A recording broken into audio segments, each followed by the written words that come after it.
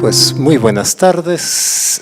Muchas gracias a todas y todos por estar aquí en esta sesión del ciclo de conferencias del Seminario de Historia Mexicana del Cuerpo Académico Cultura y Sociedad.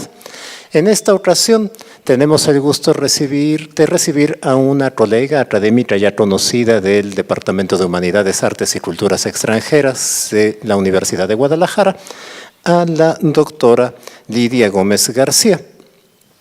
Les leo un breve currículum de ella. Es profesora investigadora del Colegio de Historia de la Facultad de Filosofía y Letras de la Benemérita Universidad Autónoma de Puebla. Estudió licenciatura en Estudios Religiosos en la Facultad de Teología de la Universidad Católica de Lovaina, en Bélgica. Maestría en Historia por la Simon Fraser University en Canadá. Doctora en Historia Moderna por la Universidad Libre de Berlín, Alemania. Es miembro del Sistema Nacional de Investigadores y del Padrón de Investigadores de la misma Benemérita Universidad Autónoma de Puebla. Entre sus líneas de investigación están los indios en la región Puebla-Tlaxcala durante el periodo virreinal. Coordina el Seminario Permanente de Náhuatl Luis Reyes García, cuyo principal objetivo es el rescate de la historia y tradiciones de los pueblos indígenas del estado de Tlaxcala. Asimismo, ha trabajado temas como el de la historia de las instituciones novohispanas y los manuscritos pictográficos náhuatl en la región Puebla-Tlaxcala, y en esta ocasión nos presenta la conferencia La Utopía de la Conquista. Sin más preámbulo, le cedo la palabra. Muchas gracias. Muchas gracias a todos los colegas que ya son amigos, y poco a poco nos vamos convirtiendo en una colectividad de conocidos y amigos, y me siento muy honrada y muy agradecida por la invitación para estar aquí con todos ustedes. Hablando de un tema que créanme que fue fortuito, que haya coincidido con esto, fortuito en un sentido, menos fortuito en otro. Les voy a explicar. Menos fortuito en el sentido de que estamos celebrando literalmente 500 años del arribo de Hernán Cortés. Y digo celebrando porque así es como se ha tomado en gran parte de los lugares a donde llegó Cortés. Los lugares a donde llegó en 1519 están celebrando, Tlaxcala está celebrando con bombo y platillo.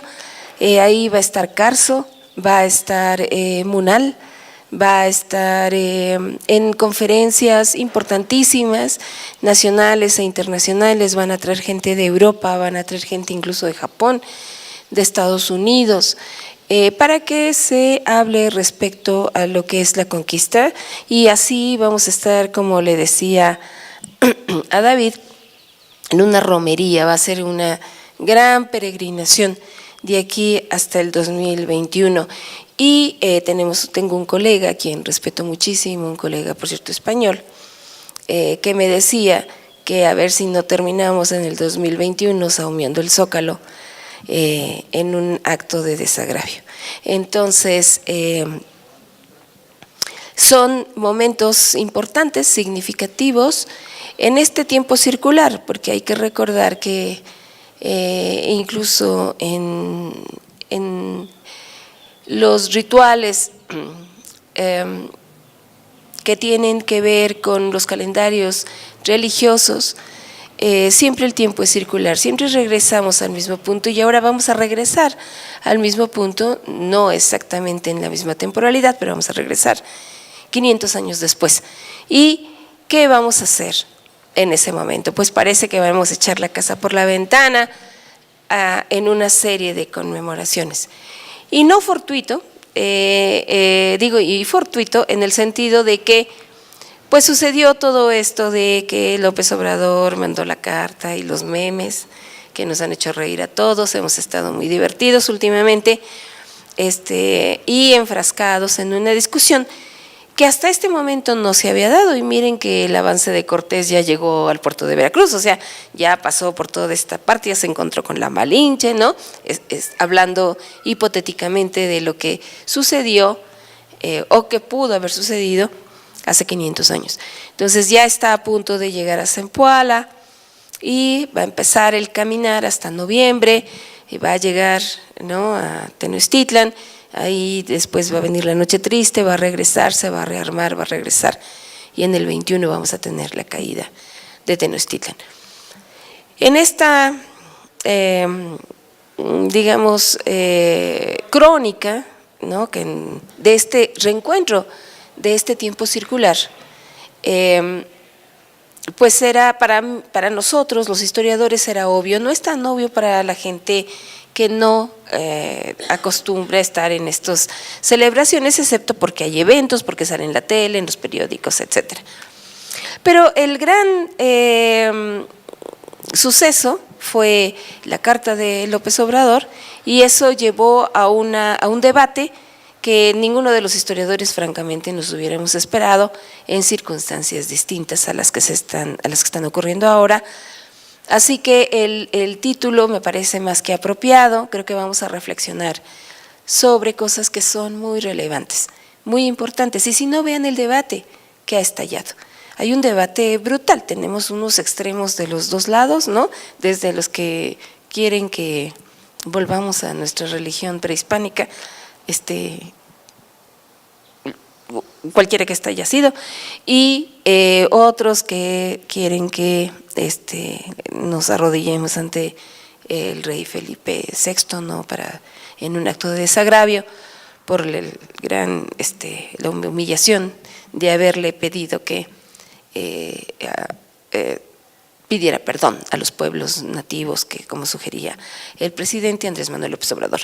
En ese sentido, creo que es un buen momento para reflexionar, y comentábamos que tal vez ya sea el momento también que la academia se empiece a preguntar cosas distintas, como ¿por qué vamos a hacer conferencias y todos estos rituales académicos que al final no son más que actos intelectuales de mantener lo que existe? Lo único que vamos a hacer es como celebrarlo para poder simular, porque esa es una simulación, que estamos llegando a algún punto, pero en realidad nada va a cambiar, no va a suceder nada, como no sucedió cuando se conmemoraron los 500 años del descubrimiento de América, excepto por algunos pequeños destellos que logró haber por allí.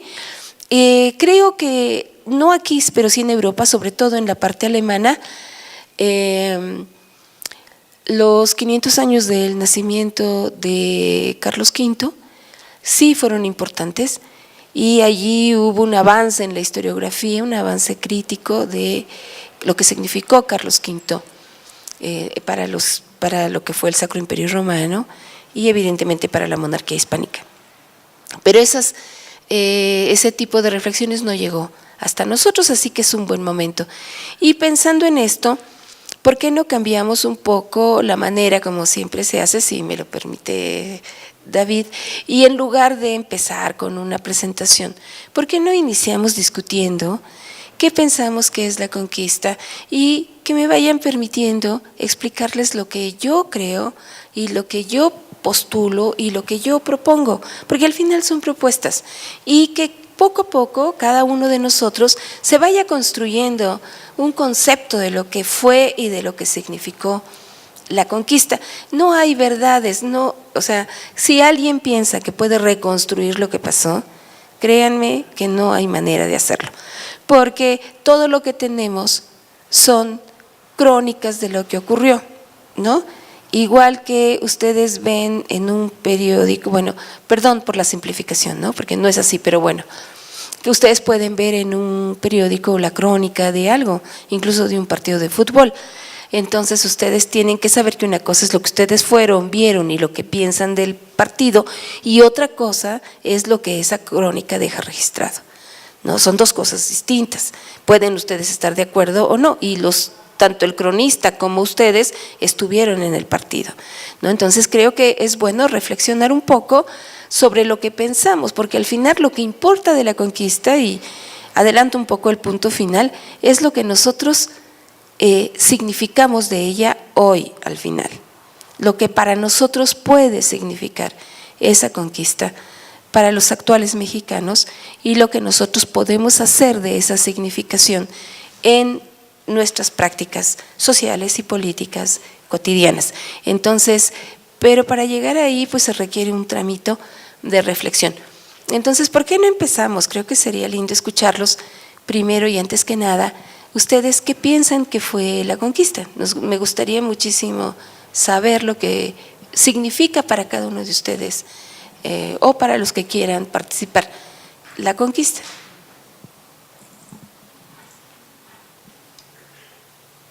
¿Alguien gusta intervenir? Hola, Lidia. Mira, no te voy a decir lo que significa para mí la conquista, pero sí te quiero preguntar, cuando tú le pusiste a tu intervención, a esta tu conferencia, la utopía de la conquista, ¿la utopía para quién o de quién? ¿De nosotros o de los conquistadores? ¿Es utopía en qué sentido? Bueno, pues entonces empecemos por ahí. ¿Por qué decidí este término? Justamente en el siglo XVI, en el momento en que se lleva a cabo la conquista, ya hay en el mundo europeo un concepto de lo que puede ser, lo que son esas tierras americanas, ya se sabía. Justamente en 1516 ya está publicada la Utopía de Tomás Moro, porque ya hay una idealización de aquello que puede, de aquellas sociedades y de aquellos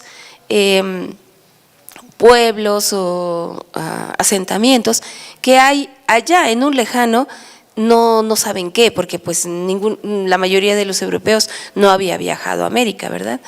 Entonces, se compone en una utopía de lo que es esa América y a partir de esa utopía se construye el diseño de lo que se va a relatar respecto a los pueblos americanos y ya cada uno le va poniendo un poquito de su sazón dependiendo las necesidades que tenga.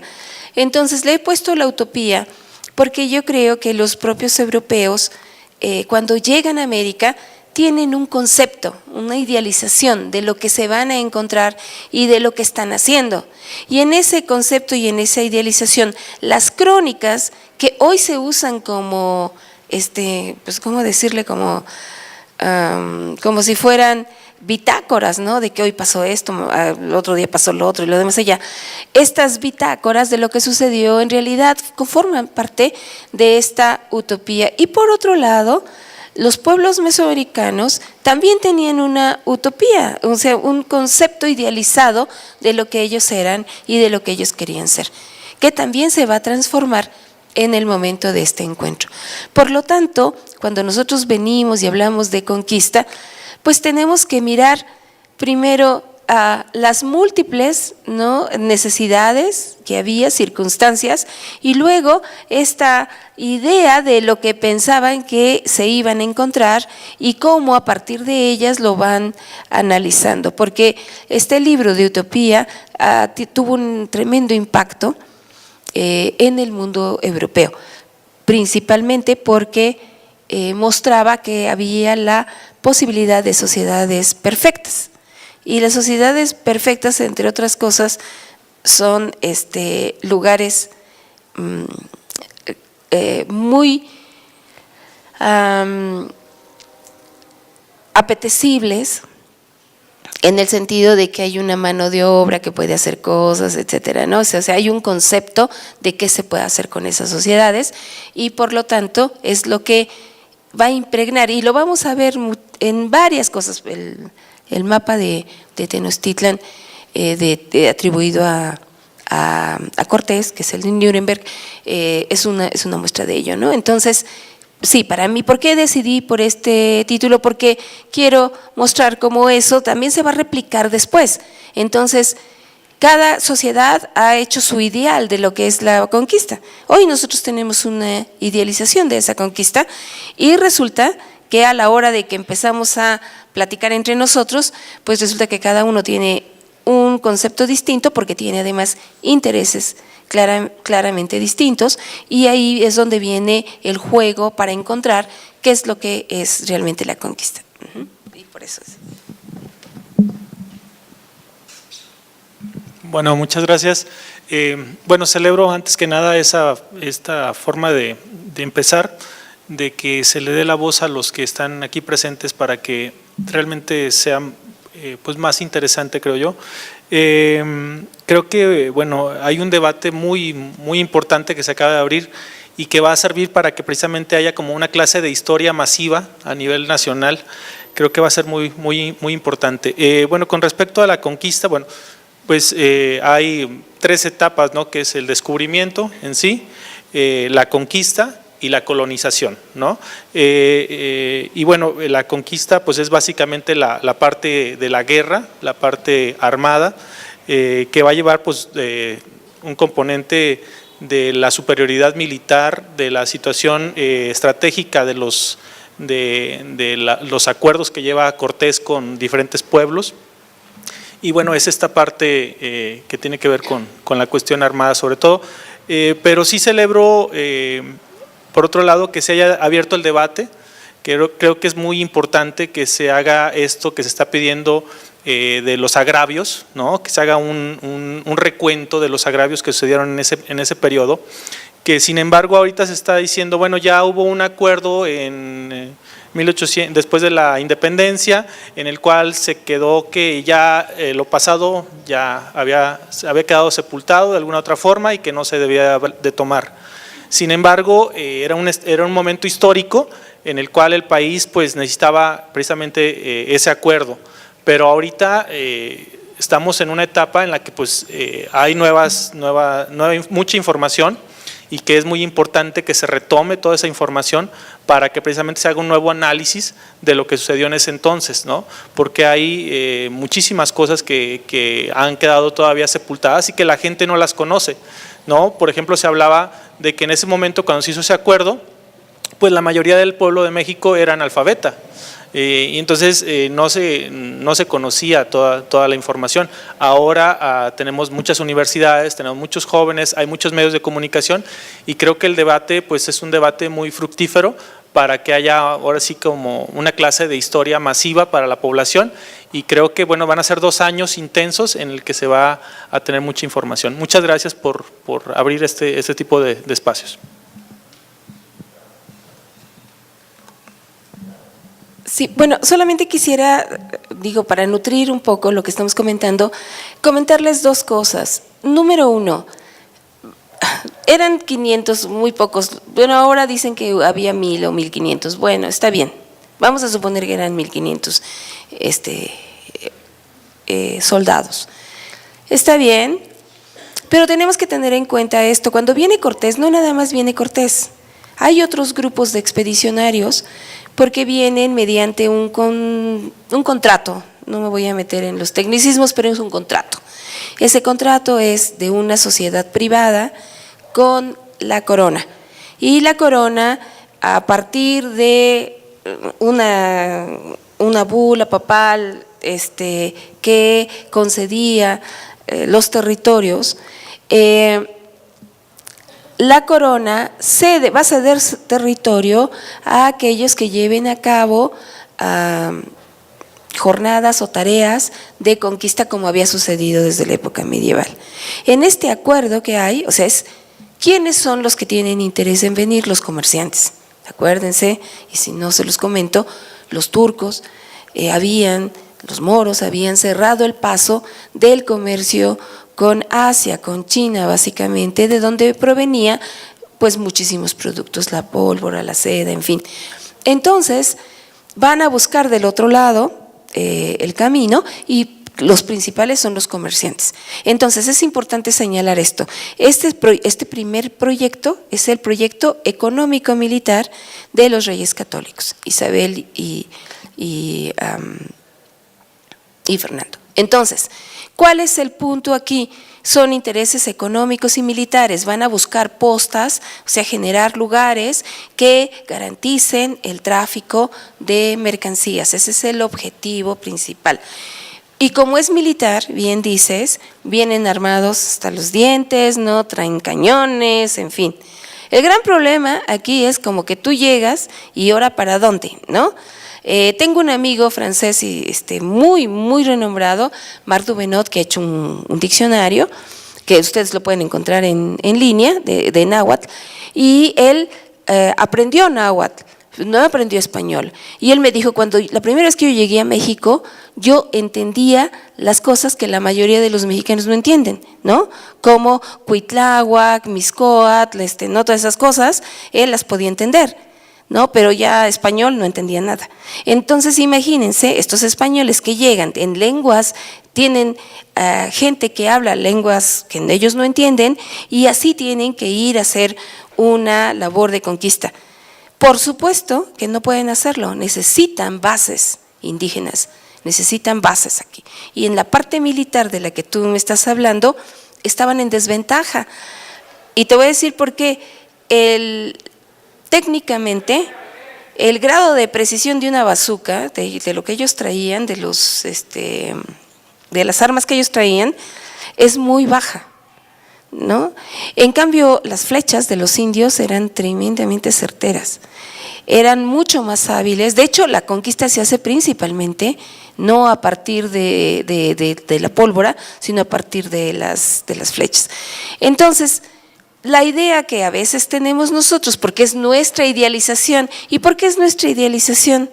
Porque venimos de una sociedad en donde lo militar sí que hace la diferencia, ¿no? Lo militar en este momento sí que hace la diferencia. Por lo tanto, para nosotros es un argumento válido, es un argumento lógico.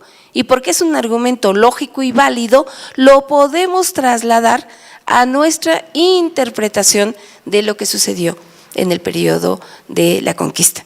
Pero si vemos que están en un lugar que no conocen, ni siquiera saben qué se puede comer y qué no se puede comer, porque no están en su país, no están en un lugar que conocen, están tratando de encontrar las alianzas, tienen que depender mucho de sus bases indígenas y además de eso no son tan certeras sus armas como podían ser las de los indios.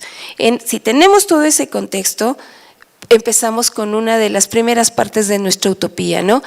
Nuestra utopía de la conquista tiene que ver con aquellos argumentos que para nosotros suenan válidos porque tenemos un referente actual. Entonces, si a nosotros alguien nos dice que eran militarmente superiores, porque acá no teníamos armas, ¿no? De pistolas o arcabuces o todas estas cosas, aquí los indios no lo tenían, entonces nuestra cabeza de hoy nos hace pensar, por lo tanto ellos tenían una ventaja. Pero nos lo hace pensar esa utopía que nosotros creamos en un mundo idealizado que no necesariamente representa lo que sucedió en ese momento. En ese momento la verdad es que ellos necesitaban una base amplia de indígenas que quisieran sumarse a su proyecto porque solos ni siquiera sabían por dónde cruzar el río, ¿no? Estaban los ríos y eran muy buenos para la navegación los españoles, pero para saber dónde tenían que cruzar sí necesitan de los locales que les van diciendo por dónde y por dónde caminar, ¿no? Entonces, vamos llegando a un poquito a donde quiero llegar. Y es que nosotros, cuando hablo de utopía, construimos esa utopía porque la construimos a partir de los argumentos y las lógicas de argumentación que nos son afines, en las que nos logran convencer. Y a partir de ahí construimos lo que nos parece más verosímil, ¿no?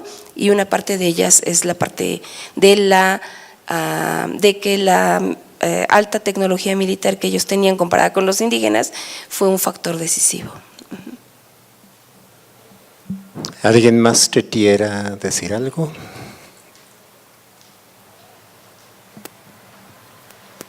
Buenas noches. También pienso que tenemos la parte contraria de la utopía creada también por el europeo con respecto al encuentro con estas tierras, sobre todo cuando menciona todo el rollo de los sacrificios en cantidades estratosféricas de 3,000, 4,000 por fecha de sacrificados, pues se habrían exterminado, ¿no? También ahí hay una parte utópica que también ellos construyen y nos la regresan en un trasfondo así como medio por cuestiones históricas, y al revolverse con la otra utopía que usted nos acaba de mencionar, pues ahí saquemos las cuentitas. No, aparte de las cartas de navegación de Colón, esa idealización previa, utópica también, de que aquí se iban a encontrar, por así decirlo, el Potosí hasta los nombres, ¿no? Y que se encontraron las sirenas por allá y todas estas cosas, el cuerno de la abundancia y todas esas cosas que se fueron encontrando y que San Miguel Arcángel le daba de palmaditas y le aconsejaba. Bueno, también traían su historia previa al europeo y pos, ¿no? Después de conocer a los indios y que sí se hacían sacrificios y todo eso, la argumentación de después, ¿no? De esa cantidad que mencionan así, pues si eran 365 días de fiesta, pues ya me imagino no quedaba viva ni una mosca. Bueno, es todo. Bueno, al respecto sí tengo que, es verdad esto que comenta, y qué bueno que que podemos llegar al acuerdo de que sí había sacrificios, pero que fueron así como que, ¿no? Digamos exacerbados para los… Y es verdad, porque, a ver, si ustedes ven las primeras cartas de Cortés, que manda Cortés, tenemos que entender que Cortés viene compitiendo con otros. Para comenzar, yo siempre he dicho, sostengo hasta la fecha que es el primer mojado, ¿no? Porque viene de ilegal, él viene completamente de ilegal, él no trae las capitulaciones, que es este contrato que les comentó, él viene sin contrato, porque viene de manera ilegal. Y hay otros que ya están ahí, Grijalva y otros, que sí traen capitulaciones, que traen más hombres y que vienen mejor armados. Y Cortés está compitiendo. Y sí, Cortés es un hombre muy inteligente. ¿Y qué hace Cortés? Lo primero que hace es que funda un cabildo, que es una institución que le va a dar legalidad, y lo otro que hace es que le escribe cartitas al rey, así como… ahora que están criticando tanta, la que está ahora, pero él escribió una y él le dijo muchísimas cosas que hoy nos atacarían de risa, francamente, porque el indio se convirtió exactamente en el vasallo ideal del rey. Si ustedes leen a Cortés en su primera carta, no, hombre, estos indios de hecho estaban ansiosos porque llegáramos, ¿no? Nos estaban esperando casi, porque si no llegábamos ellos sabían que iban a morir, porque son unos hombres que estaban esperándonos, tienen limpio, son buenos, quieren ser sus vasallos, son todo lo maravilloso que ustedes encuentran del universo, ¿no? Los indios no eran así, pero así los plantea Cortés. ¿Por qué? Porque él está hablando en los términos jurídicos que se necesitan para ir legitimando sus acciones, porque él viene de ilegal. Entonces no va a contar las cosas no, va diciendo cosas que legalmente, y como estamos hablando ahora, tiene un argumento que es verosímil, y entonces hace que sea difícil para el rey, para la corona, pues cuestionarlo, ¿no? Entonces dense cuenta cómo ese indio que él describe al principio es un indio que casa perfectamente con los atributos jurídicos del buen vasallo. Eso es exactamente lo que era, lo que estaba haciendo Cortés, ¿no?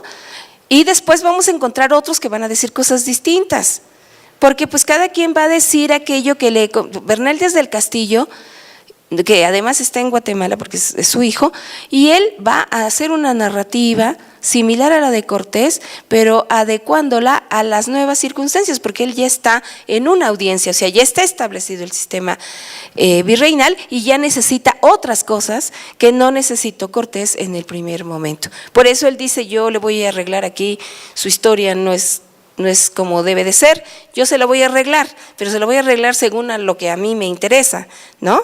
Entonces, creo que sí, es verdad y cada quien le va a arreglar. Si a alguien le interesaba que parecieran que eran tremendamente sanguinarios, que lo van a hacer en otro momento, pues le van a echar crema a sus tacos, ¿no? Y no, sí, es que les salía harta sangre y entonces les abrían el corazón y todas estas cosas que sí hacían, pero entonces enmarcadas en un discurso que va a llevar a lo van a arreglar de tal manera que se vea mucho peor de lo que se suponía que debería parecer, para que vaya casando en los esquemas jurídicos, religiosos, etcétera, que ellos van necesitando.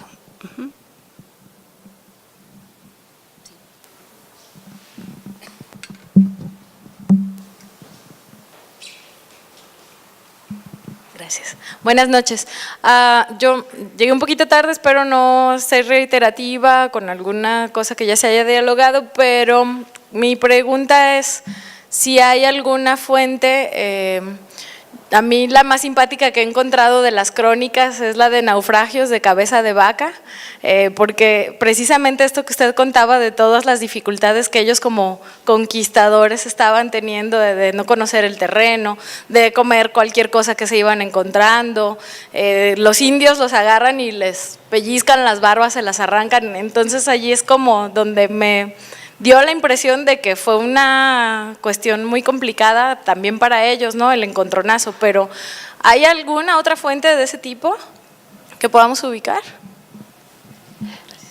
Sí, hay varias, no solamente de los expedicionarios, después tenemos algunas que nos van a contar los propios indígenas cuando aprendieron a escribir de manera en el alfabeto latino.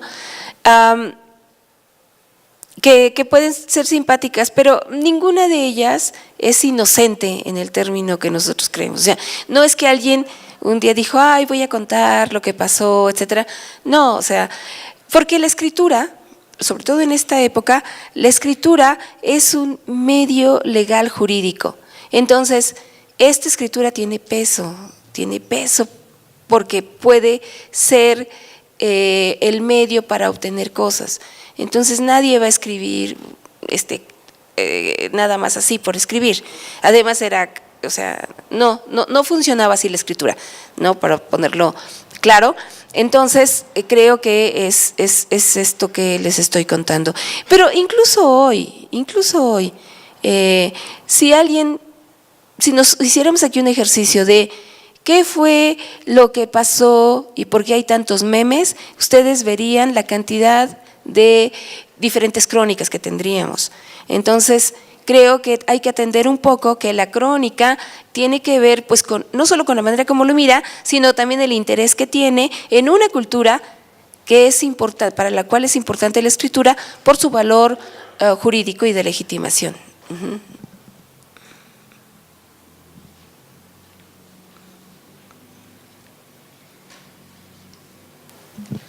Buenas noches. Bueno, yo creo que, a final de cuentas yo crecí con esta historia, la historia de bronce, con la que se contaba o se exaltaba esta parte más indígena y donde los españoles pues eran los malos de la película.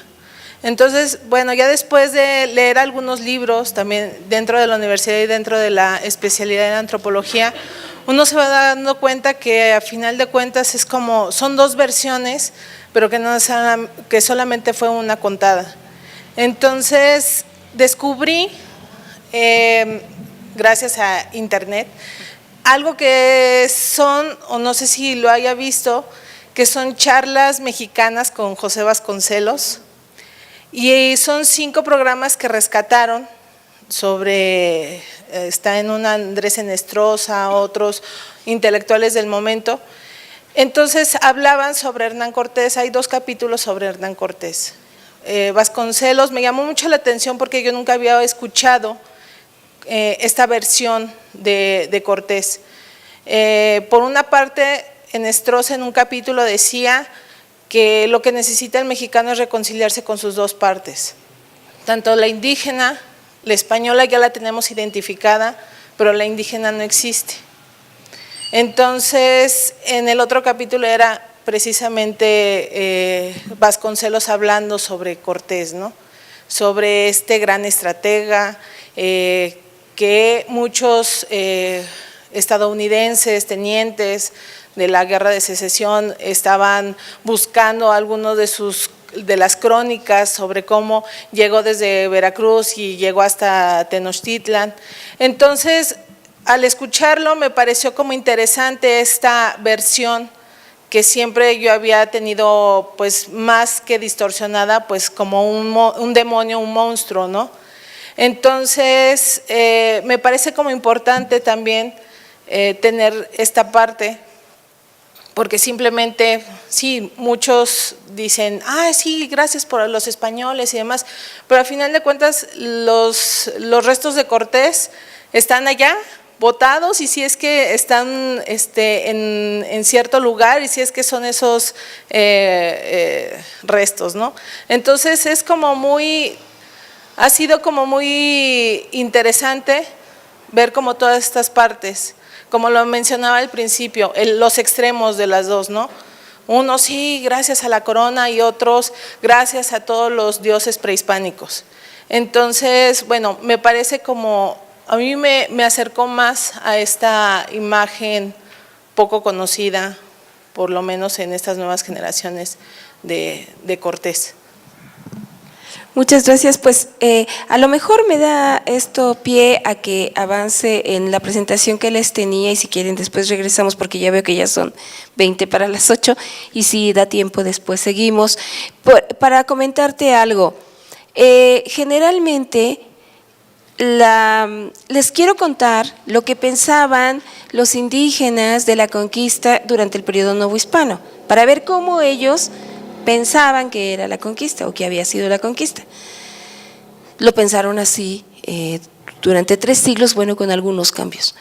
Se los quiero contar porque quiero que sepan que esta idea de que el español fue el malo y no sé qué, es una construcción del siglo XIX, cuando se constituye el Estado Nacional que hoy conocemos. En ese momento hay que hacer que la nación adquiera una identidad propia distinta a la de la monarquía, porque nosotros pertenecimos a una monarquía, digo nosotros pensando en el México, que fue el virreinato. Entonces, fíjense que en esta necesidad se construyó al español el malo y al indio el bueno, ¿no? Y el indio siempre va a ser bueno y le gusta mucho la cosmovisión y todas estas cosas que ya conocemos, el indigenismo más o menos así puesto. Y esto va a tomar una segunda, un revival, como le llaman, una segunda fase después de la Revolución Mexicana, porque había que reconstruir a la nación. Y ahí está Vasconcelos, ¿no? Entonces Vasconcelos es el que va a hablar de una historia, y Cortés, convertido como en el héroe, etcétera, etcétera, realmente queda desarmado, ¿no? Cortés finalmente va a quedar desarmado en esta nueva historia nacional, y el indio pues va a ser el bueno, el que, etcétera, ¿no? Ya sabemos de que lo que nos han enseñado todo el tiempo. Esto es muy interesante, pensar en los nacionalismos, porque no nada más le tocó a México, también hubo el Hitler, ¿no? en Alemania. Los nacionalismos fueron parte de una manera de concebir el mundo, y hay que crear héroes y hay que crear enemigos, y una manera de construir los enemigos pues es haciendo esto que les estoy contando, ¿ok? Entonces, sí, es cierto, pero siempre hay que pensar que no fue lo que sucedió durante el periodo novohispano, y por eso yo les quiero contar más bien qué pensaban los indios de sí mismos. Pero no les quiero contar así como nada más qué pensaban ellos, sino les quiero platicar por qué, cómo, por qué primero, después cómo, y después ver qué. Esto es lo que yo traigo hoy para ustedes. Entonces, en cualquier parte que ustedes sientan que no, le paramos. ¿Les parece bien? Paramos y podemos platicar. Cuando no comprendan algo o necesiten algo. Miren, esto que ustedes ven aquí es un mapa de como pueden ver, de la República Mexicana, un plano de la República Mexicana, y todos esos puntitos que ustedes ven allí son pueblos de indios o pueblos de naturales, ¿Eso qué significa? Cada uno de ellos es un cabildo. ¿Qué significa que sea un cabildo? Que se gobiernan a sí mismos. No va a venir un español a gobernar a los pueblos. Los pueblos se gobernaron a sí mismos mediante una cosa que se llamó república. Entonces, cada pueblo tenía su propio cabildo. Ellos, los gobernadores de cada cabildo, eran los que cobraban el tributo. No venía un español a cobrar el tributo. Bueno, después se lo tenía que entregar a un español, pero no era el español el que le cobraba a los indios más iguales. Esto es muy importante que ustedes lo sepan, porque este es el número de pueblos que había. Las ciudades donde había españoles son muy poquitas, no llegan a 25. Había muy pocas ciudades. Jalapa fue una de ellas, Puebla, la Ciudad de México, Valladolid, que hoy es Morelia, Mérida y algunas otras. ¿Perdón? Guadalajara. Eran muy pocas las ciudades donde gobernaban españoles. La mayoría, como ustedes lo ven en este mapa, son de pueblos de indios. Es decir, ellos tienen su propio cabildo, ellos tienen sus propias autoridades. Esto es muy importante. ¿Quién me gobierna? Pues ellos mismos se gobiernan. Ese es un atributo que recibieron de Carlos V.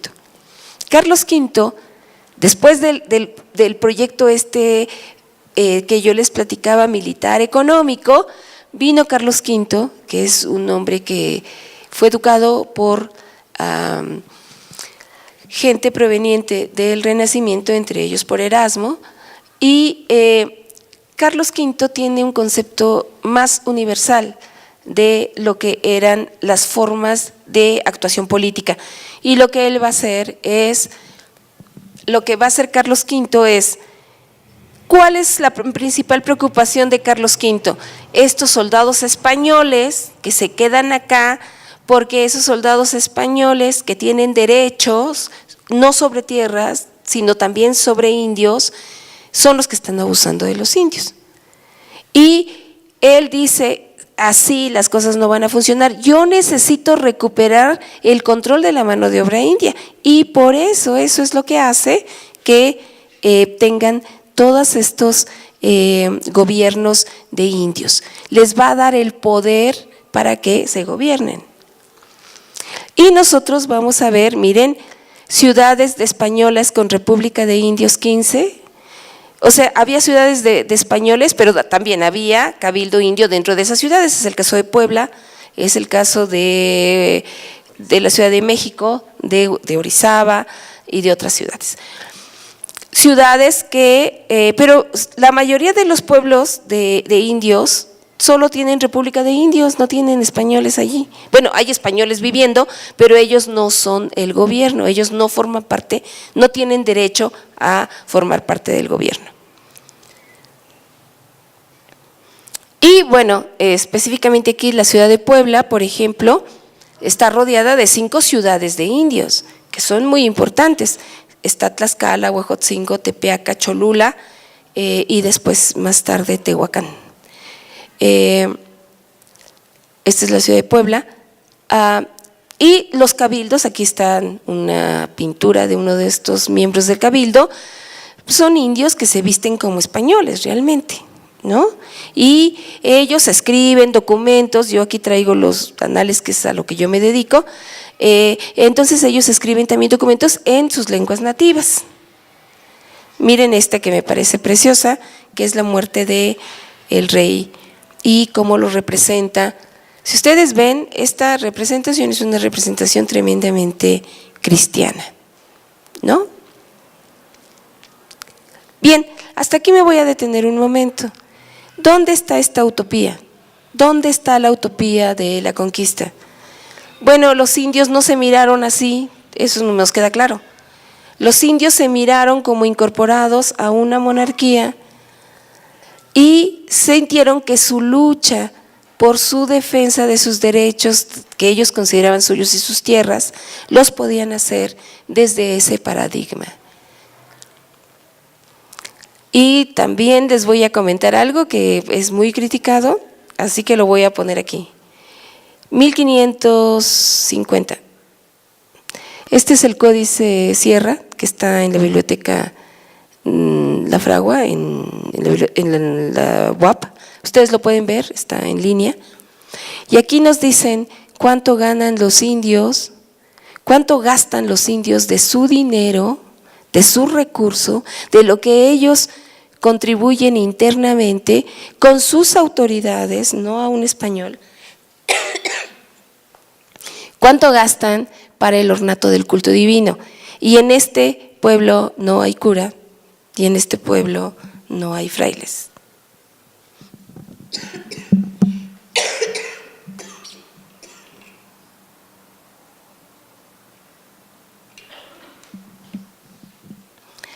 Ellos están gastando el dinero, aquí son los, para pagar a los sacristanes de iglesia, están comprando, no sé si pueden ver ahí, instrumentos de música, ¿sí los ven? Los instrumentos de música, son unas cornetas, gastan un dineral porque ahorita a ver si salen las flautas. Bueno, aquí están otra vez ellos, aquí están las cornetas y también pagan a los músicos porque los entrenan como músicos, compran breviarios, es decir, compran los libros de la iglesia para saber qué fiesta le toca hacerlo. Aquí está, esto que ustedes ven aquí es un juego de flautas, que eran carísimas en aquella época, y lo están comprando, estamos hablando de 1550. Y además compran todo un equipo de música. Con esto quiero llegar básicamente al final, no los voy a cansar con esta reflexión, y para llegar a mis reflexiones finales. ¿Qué es lo que yo quiero comentarles de la utopía? La utopía que nosotros tenemos hoy no es la utopía que tuvieron estos pueblos nativos novohispanos, es decir, bajo el virreinato. Fueron grupos que miraron la conquista de otra manera. Ellos incluso en sus documentos ponen que ellos fueron los primeros cristianos, en todos ellos llegó Cortés con ellos, ustedes lo pueden leer en sus documentos, ¿no? En realidad ellos iban a ayudar a Cortés, sin ellos Cortés no hubiera podido hacer nada, porque ellos fueron los que le ayudaron en la lucha, y vamos a ver reivindicación de que ellos participaron en la conquista al lado de Cortés. Lo que no sabemos es si lo hicieron o no, eso realmente no es importante, lo importante es cómo imaginan lo que es esta conquista. Entonces ellos pensaban esto de ellos mismos en el periodo novohispano. Ellos no pensaban que la evangelización vino y les hizo un daño, y les voy a explicar por qué, porque además podían seguir haciendo sus propias tradiciones, no todos, pero en algunos sí, y sin embargo se incorporaron rápidamente. Así lo vieron ellos, esa es la verdad. No nos gustan, porque nosotros quisieran las cosas distintas, porque lo miramos desde hoy, pero es lo que ellos hicieron, y tenemos, creo que, reivindicar lo que ellos hicieron. Y así llego a mis reflexiones finales. La incorporación a la modernidad y globalización desde los propios modelos y no desde los impuestos de afuera. Ellos fueron capaces de adaptar a sus propios modelos aquello que venía de fuera, y lo hicieron sin sentirse agraviados en el sentido que nosotros hoy sí lo consideramos.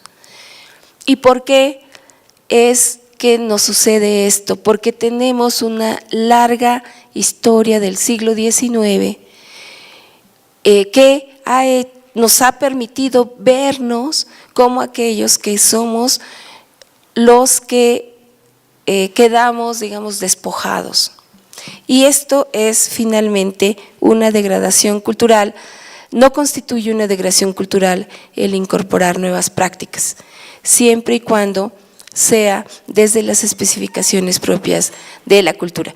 Más bien, creo que este es el momento, y esa es mi postura que yo vengo a compartir con ustedes, de que construyamos una nueva manera de mirar a estos pueblos, de reconocerlos que hicieron lo que ellos creían que era conveniente hacer, así como los españoles hicieron lo propio.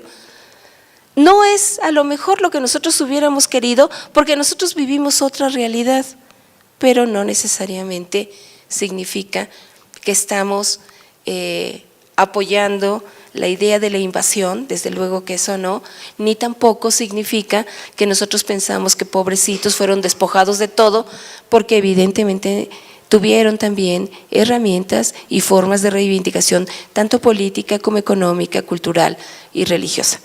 Entonces, mirarlo en su perspectiva amplia y enfrentarnos a las realidades desde lo que nosotros hoy consideramos que nos puede ser útil para resignificar lo que fue esa conquista.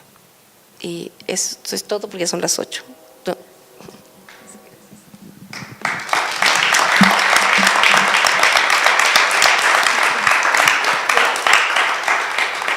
Pues muchas gracias a la doctora Lidia Gómez. Reabrimos el espacio de participación del público y ya está aquí nuestra jefa de departamento, la doctora Rosina Espinosa, con la primera pregunta. Así que de inmediato le doy la palabra como buen profesor de ese departamento. No, no es cierto, no es cierto. Soy historiadora antes de más nada. Lidia, muchas gracias y bueno, como ya nos conocemos de largo tiempo y como ya hemos tenido oportunidad de participar de otros seminarios sobre repensar la conquista, de todo esto que nos estás diciendo, pues sí, estoy de acuerdo. Y como diría nuestra amiga Lupita Cuamatzi, o sea, los indios o los pueblos originales, como decimos ahora, desde el momento en que llegaron los españoles, ellos comenzaron, como diría Lupita, a reinventarse. O sea, ellos no recibieron pasivamente todo esto, ¿no? Ellos empezaron también a tejer y a desarrollar sus estrategias para hacer frente a ese cambio que venía para ellos, ¿sí? Esa visión de los vencidos es una invención de, ¿cómo se llama este hombre? De Miguel León Portilla. Él está hablando según él, desde la visión que tuvieron los indios. Y la visión que según él tuvieron los indios es de los vencidos, ¿no?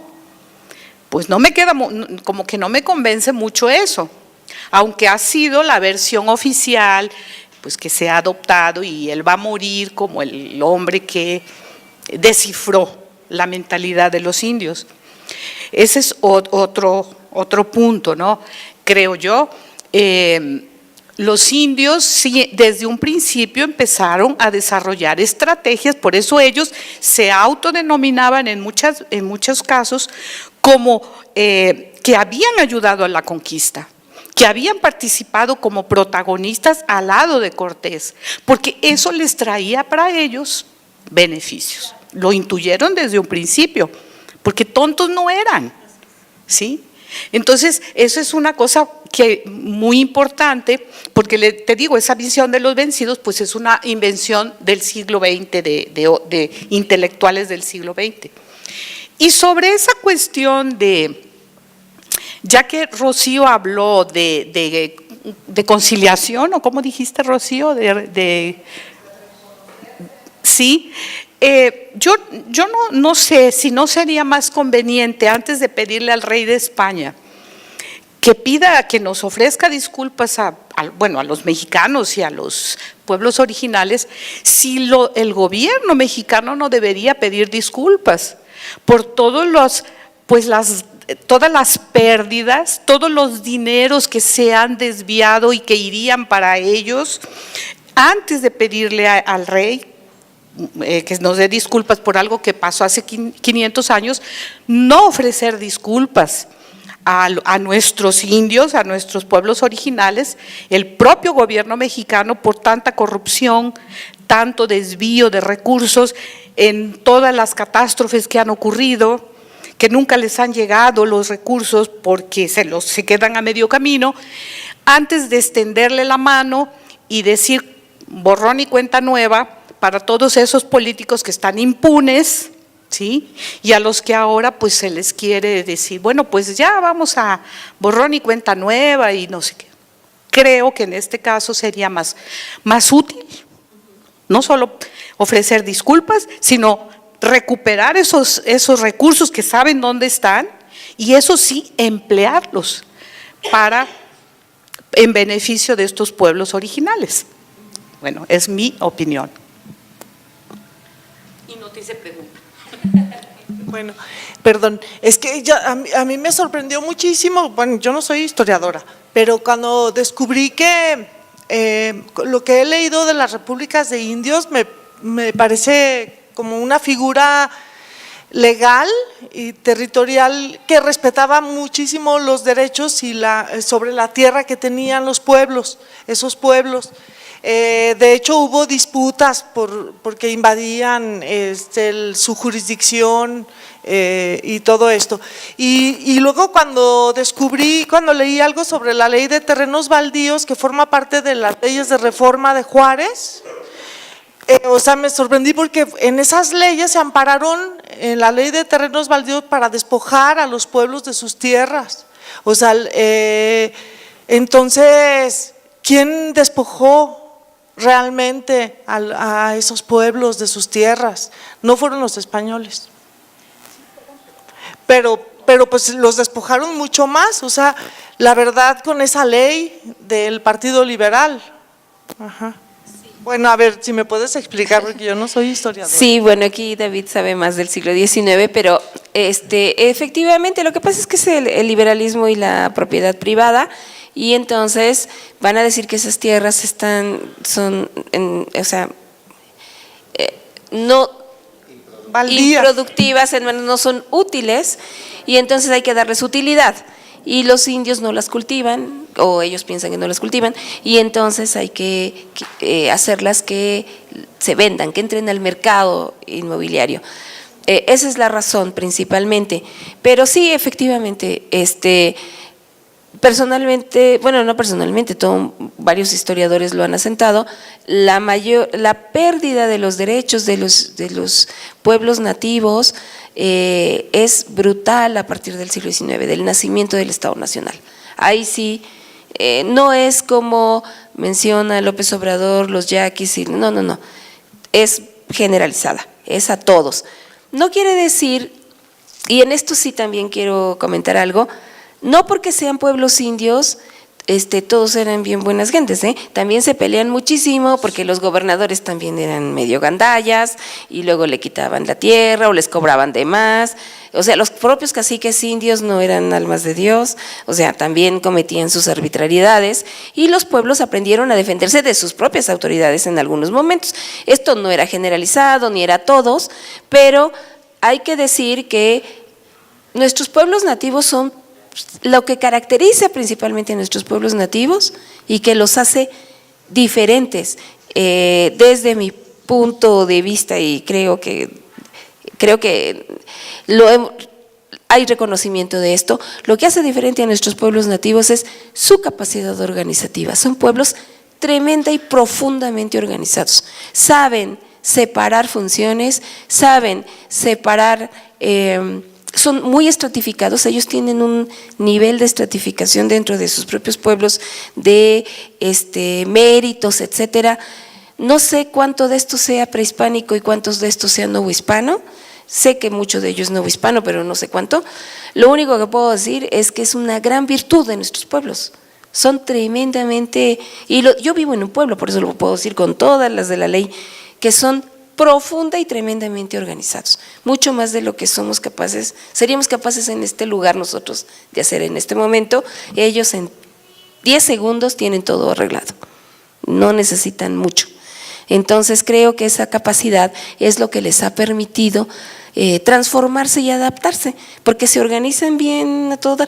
Tú te arreglas con tú aprendes a escribir para que nos puedas hacer los escritos, tú haces esto, tú haces lo otro, tú haces lo allá, y todo el mundo se organiza y todo el mundo sigue las reglas, porque hay una base social muy bien establecida. Sí. Ahora sí, una pregunta. En esa utopía que nos hemos formado, vemos también a los aztecas o mexicas como el pueblo que tenía sometido y que cometía barbaridades contra los otros pueblos. ¿Sí es verdad eso? ¿Sí, por eso ayudaron a los españoles los otros pueblos? Bueno, los mexicas en su última etapa, bueno, y los mexicas que vivían en México Tenochtitlan, sí tenían una enorme capacidad militar, pero porque eran pueblos que sabían establecer alianzas. Esto que les digo de la organización es una capacidad de negociación y de alianza muy fuerte que está muy metida en nuestras prácticas, muy metida dentro de nuestras prácticas. Es una negociación constante todo el tiempo y esa es una de las alianzas y son alianzas que se van a establecer y van a irse fortaleciendo, ¿no? Al grado de que pueden llegar y llevar la fuerza de los ejércitos, etcétera. ¿Por qué? Pues porque tienen otros pueblos que son los que traen la comida, otros pueblos que traen las mantas, otros no, porque aquí se necesita recurso para poder tener pueblos sometidos, hay que tener control sobre el recurso. Y tener control sobre el recurso pues significa un montón de alianzas más que capacidad militar. Pero sí eran tremendos, o sea, pero no nada más ellos, los otros también, ¿no? O sea, los otros pueblos que no estaban sometidos, como los tlaxcaltecas, también lo eran. Es decir, no, creo que lo que no podemos hacer es pensar que unos realmente eran muy malos y otros eran realmente muy buenos. No.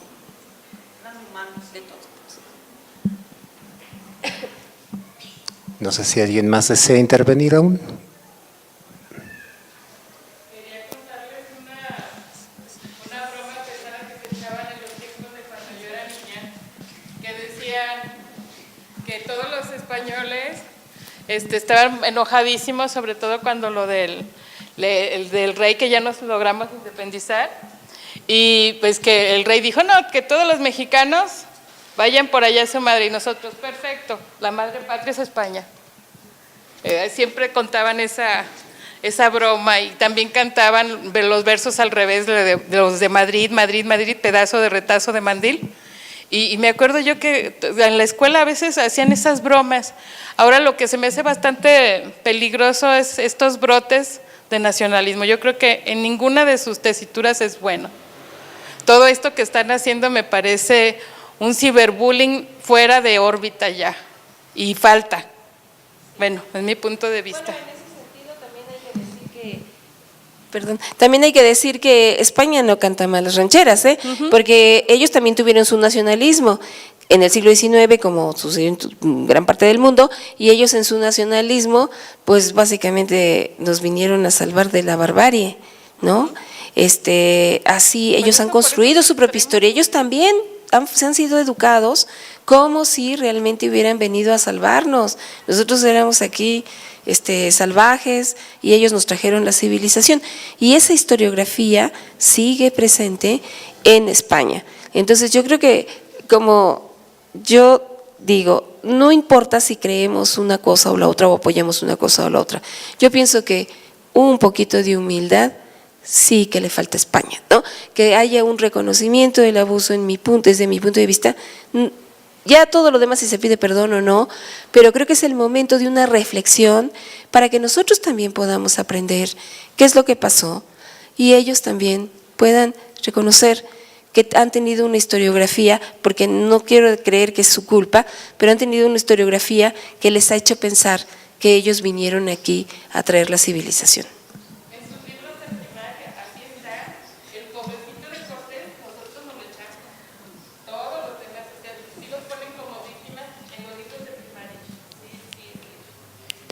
¿Alguna otra intervención? Si no, pues como es costumbre al cierre de cada una de estas conferencias, le entregamos su reconocimiento a nuestra estimada conferencista y le doy lectura.